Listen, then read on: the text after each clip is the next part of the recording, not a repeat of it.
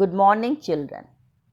Today we will start our lesson Madam Rides the Bus, written by Valika Nand. Children, Valika Nand is the pseudonym of the famous writer R.S. Krishnan Swamy. He was a famous Tamil writer, journalist, critic, and translator. Now come to the lesson. There was a girl named Valimai, who was called valley for short. एक लड़की थी जिसका नाम वैलीमय था और जिसको valley कहकर बुलाया जाता था। She was 8 years old and valley वो 8 years की थी and very curious about things और चीज़ों के बारे में बड़ी जिज्ञासु थी। हर favourite pass time was standing in the front doorway of her house watching what was happening in the street outside. और वैली का जो फेवरेट पास टाइम था वो उसके घर के दरवाजे में खड़े होकर गली में जो होता था उसे देखना था। There were no playmates of her own age on a street. और वैली जिस गली में रहती थी उस गली में उसकी एज के कोई उसके साथ खेलने वाला साथी नहीं था। And this was about all she had to do. और इसी के बारे में इसलिए वैली को सब कुछ करना पड़ता था। मीन्स क्या करती थी, वो गली में खड़ी होती थी और गली में जो कुछ होता था वो उसे देखती थी। But for Valli standing at the front door was every bit as enjoyable as any of the elaborate games other children played. But for Valli, लेकिन वैली के लिए दरवाजे में खड़े होने का हर एक पल इतना इंजॉयबल था जितना कि दूसरे बच्चों का कोई खेल होता है। Watching the street gave her many new unusual experiences. गली को देखने से उसे कई तरह के न्यू एक्सपीरियंसेस, नए अनुभव हुए। The most fascinating things of all was a bus that traveled between her village and the nearest town। और सबसे अधिक जो फैसिनेटिंग आकर्षक वस्तु वो बस थी जो वैली के गांव से नज़दीकी शहर तक जाती थी। It passed through her street each hour, once going to the town and once coming back। It passed, the bus passed, और जो बस थी वो हर घंटे में वैली की गली से गुजरती थी, एक बार शहर जाते हुए और दूसरी बार वापस आते हुए। The site of the bus field each time with a new set of passengers was a source of unending Joy for valley. The site of the bus, बस का दिखना, हर बार न्यू पैसेंजर्स से भरे होना वैली के लिए कभी न ख़त्म होने वाला एक आनंद का सोर्स था। Day after day she watch the bus and gradually a tiny wish crept into her head and grew there। Day after day, दिन प्रतिदिन वो उस बस को देखती थी और धीरे धीरे एक छोटी सी विश, इच्छा उसके मन में आई और वो वहीं बलवान हो गई। She wanted to ride on that bus even just once. और बेटे वो इच्छा क्या थी? शी वॉन्टेड, वैली उस बस में सवारी करना चाहती थी बस एक बार। This wish became stronger and stronger until it was an overwhelming desire। और ये इच्छा और ताकतवर होती गई और फिर एक बहुत बड़ी लालसा बनने तक। Valley would stare wistfully at the people who got on or off the bus when stopped at the street corner। Valley क्या करती? उदासी से जो लोग बस में चढ़ते थे या उतरते उनकी तरफ देखती थी। When it stopped at the street corner, जब बस गली के कॉर्नर पर रुकती थी। Their faces would kindle in her longings, dreams and hopes। उनके चेहरे उसके अंदर लॉन्गिंग्स, तड़प, सपनों और आशाओं की ज्योति जलाते थे। If one of her friends happened to ride the bus and tried to describe the sight of the town to her, Valley would be too jealous to listen and would shout in English, proud, proud। If any of her friend, और यदि valley की friend में से कोई बस की सवारी करता था और वैली के सामने टाउन का वर्णन करने की कोशिश करता तो वैली इतनी जेलस करती कि वो उनकी नहीं सुनती और इंग्लिश में क्या कहती, चिल्लाती, प्राउड प्राउड, घमंडी घमंडी। Neither she nor her friends really understood the meaning of the word, but they used it often as a slang expression of disapproval. लेकिन ना तो वैली की फ्रेंड और ना ही वैली वास्तव में इस वर्ड का मीनिंग समझते थे। वो इस वर्ड प्राउड प्राउड के मीनिंग तो नहीं समझते थे, लेकिन वो इस वर्ड का यूज़ एक अनौपचारिक रूप से असहमति, डिसअप्रूवल, असहमति दिखाने के लिए करते थे। Over many days and months, Welly listened carefully to conversations between her neighbors and people who regularly used the bus, and she also asked a few discreet questions here and there. Over many days and months, कई दिनों और महीनों तक valley ने बड़े ध्यानपूर्वक अपने neighbours और उन लोगों की बातचीत सुनी जो लगातार बस का यूज़ करते थे। एंड शी ऑल्सो, और उसने यहाँ वहाँ सावधानी से चुपचाप कुछ प्रश्न पूछे। This way she picked up various small details about the bus journey. इस प्रकार उसने बस की यात्रा के बारे में कई छोटी छोटी बातें प्राप्त कर ली। The town was 6 miles from a village. The fare was 30 paisa one way, which is almost nothing at all. The town was, और जो टाउन उसके गांव से 6 मील दूर था। एक तरफ का फेयर किराया 30 पैसा था जो लगभग नहीं के समान था।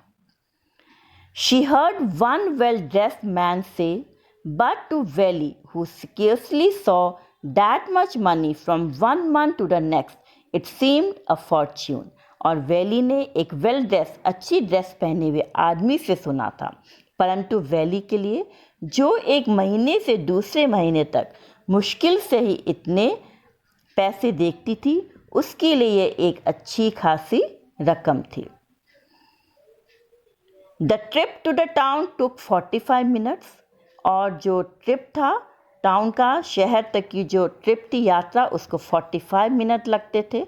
On reaching town, if she stayed in a seat and paid another 30 पैसे, she could return home on the same bus. On reaching town, शहर में पहुंचकर यदि वो अपने सीट पर ही बैठी रहती और दोबारा से 30 पैसे देती तो उसी बस से वापस आ सकती थी। This meant that she could take the 1 o'clock afternoon bus, reach the town at 1:45 and be back home by about 2:45। This meant, इसका मतलब था कि वो दोपहर 1 बजे वाली बस पकड़ सकती थी और शहर 1:45 पर पहुंच सकती थी और घर वापस 2:45 पर आ सकती थी। On and on went her thoughts as she calculated and recalculated, planned and replanned. उसके विचार आगे बढ़ते गए जैसे वो कैलकुलेट करती, रिकैलकुलेट करती, प्लान, योजना बनाती और फिर दोबारा योजना बनाती।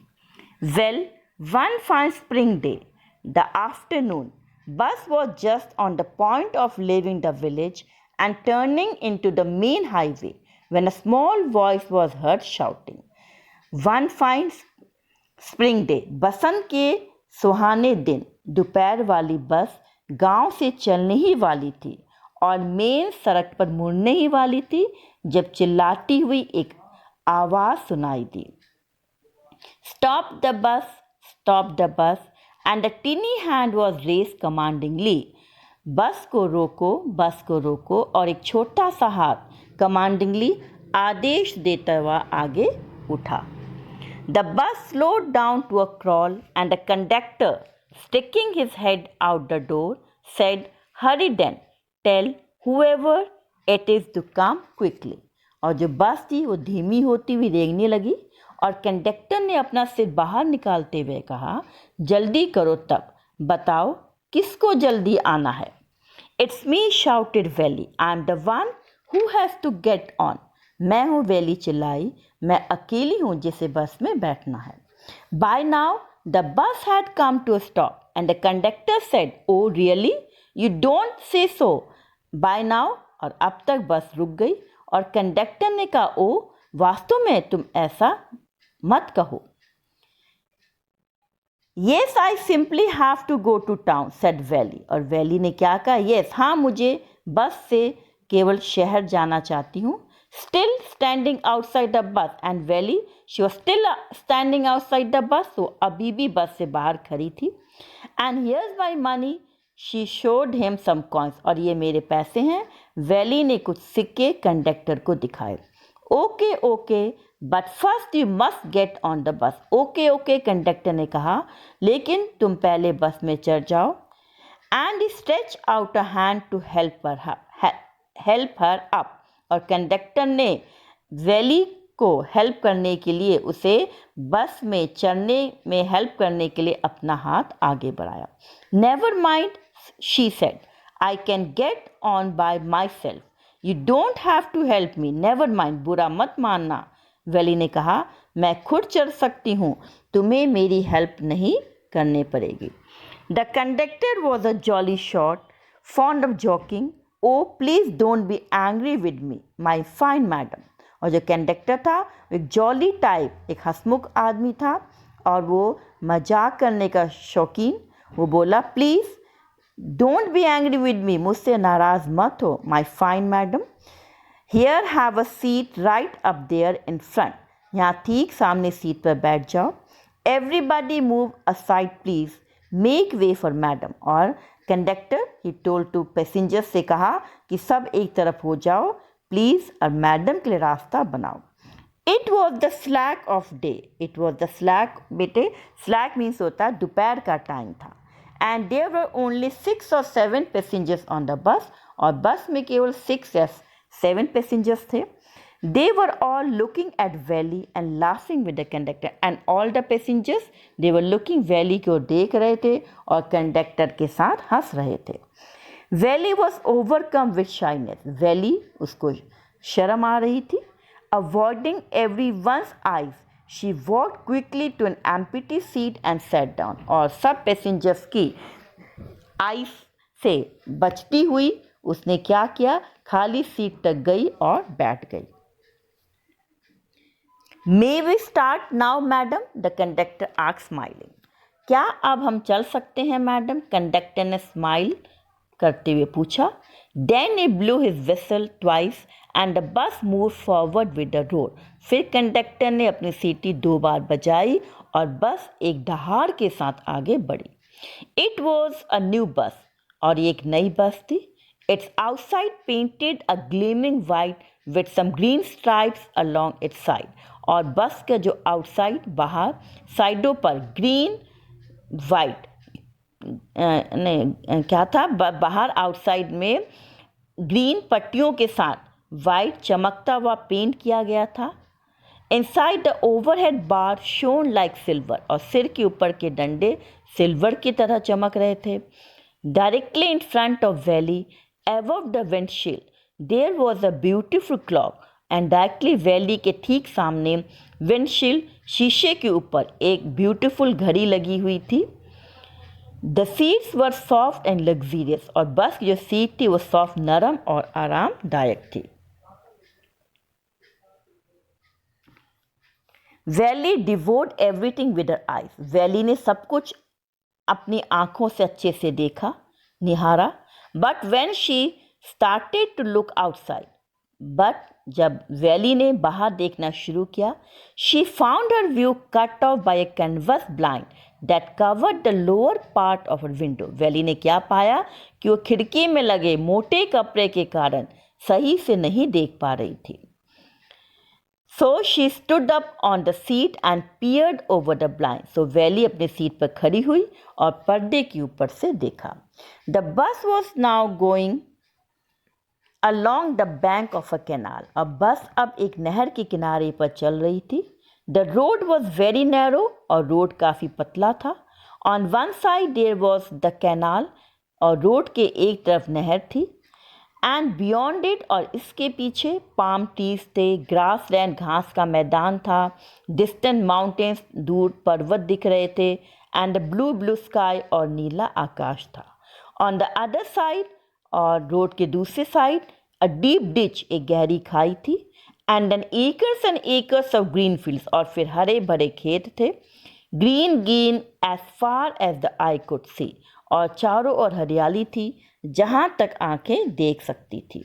ओ it was all so wonderful. Oh ये बहुत वंडरफुल है.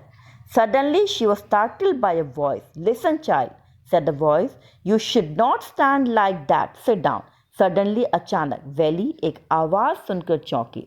आवाज़ ने कहा, सुनो बच्ची, तुम्हें इस तरह नहीं खड़ी होना चाहिए, बैठ जाओ. Sitting down, she looked to see who had spoken. It was an elderly man who had honestly been concerned for her, but she was annoyed by his attention. Sitting down, नीचे बैठते हुए वैली ने देखा कि कौन बोला. वो एक बूढ़ा आदमी था जो ईमानदारी से वैली के लिए चिंतित था, परंतु वैली उसके ध्यान देने से नाराज थी. Now children, it's all for today. We'll continue it tomorrow. Now your homework is read the lesson very carefully and do the question answer. Thank you and have a nice day.